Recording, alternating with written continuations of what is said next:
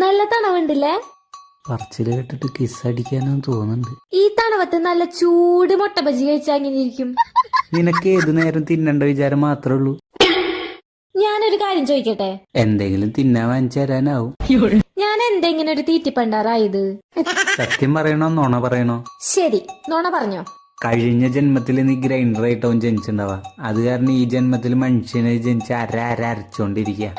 സത്യമായിട്ട് എനിക്ക് അറിയില്ല രച്ചു, നീ എത്ര വലിയ തീറ്റ പണ്ടാറായെന്ന്. എന്റെ ട്രാൻസാക്ഷൻ ഹിസ്റ്ററി എടുത്ത് നോക്കി അറിയാം നീ എന്തുമാത്രം തിന്നു തീർത്തുണ്ടെന്ന്.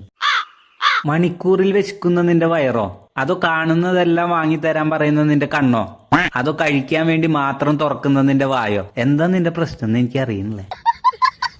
മതി രച്ചു നീ തിന്നത്, എന്റെ പേഴ്സ് കാലി ആവുന്നുണ്ട്. കപ്പൽ ടീ എടാ കപ്പലിന് വാങ്ങിച്ചാടാ. ചേട്ടാ ഒരു കപ്പൽ